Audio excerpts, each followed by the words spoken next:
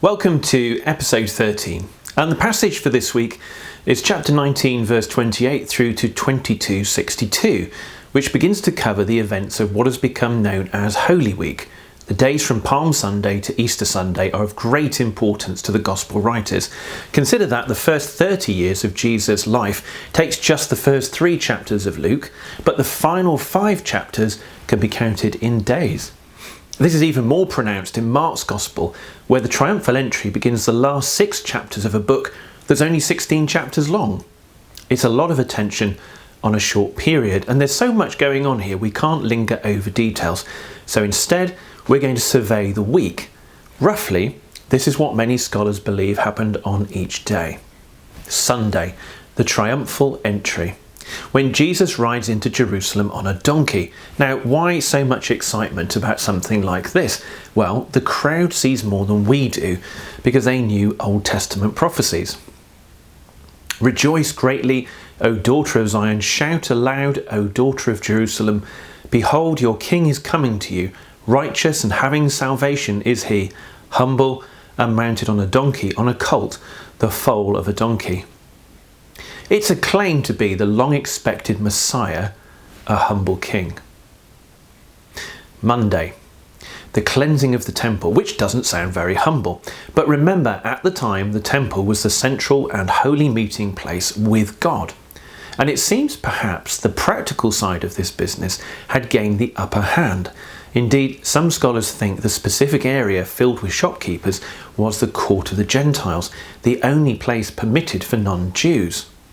And the full quotation from the Old Testament that Jesus cites is a house of prayer for all nations. God is being obscured and the nations squeezed. So Jesus, the Messianic King, symbolically responds. Tuesday is full of teaching and debates. Many in authority are not happy with Jesus being there, and they present different questions and challenges and arguments to try and discredit and incriminate him. Now, Jesus answers without tripping up, and yet still manages to reveal who he is and why he's there. It's all pretty impressive, really. Take, for example, the curious words in chapter 20, verses 41 to 44. The Son of David was a title for the expected Messiah. Now, a father was greater than the son, especially when he's a king, King David. But then David calls this son Lord. So how can that be? Because the Messiah is David's human descendant and yet immeasurably greater. Jesus also says a lot about the future again, including a description of a catastrophe coming upon the city of Jerusalem. And several decades after these events, in AD 70, the Romans did crush the city. Wednesday and Thursday, not entirely sure exactly where some of these events fall, but around about here. Well, unable to catch Jesus out or grab him in front of the crowds, his opponents catch a break when Judas offers to arrange an ambush. In the end, we don't know all of Judas's motives, but we do know he's being used by darkness to extinguish the light. So now it's Thursday. A Thursday which in the United Kingdom has been known as Maundy Thursday. And it's a very poignant day. Jesus spends a lot of time just with the 12, and he tells them many important and personal things. But the centrepiece is what we have come to know as the Last Supper. The time of Passover is approaching, which commemorates the Exodus, the event well over a millennium earlier when Israel, enslaved and oppressed in Egypt, escaped to freedom as God judged the Egyptians.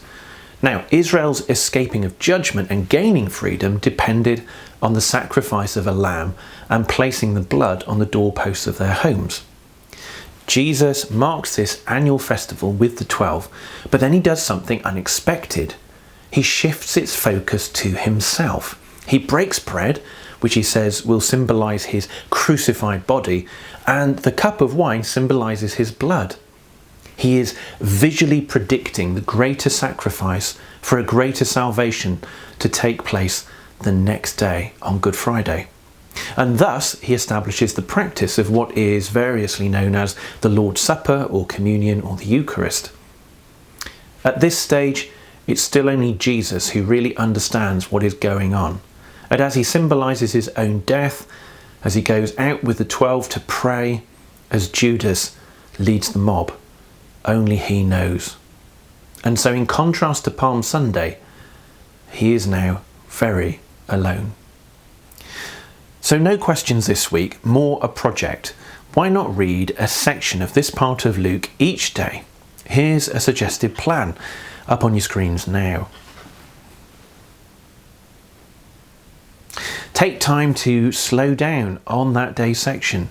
See what it tells you about Jesus and the ideas that Luke is trying to get across. Thanks for watching, and hope to see you on Good Friday for the final episode of A Rough Guide to Luke.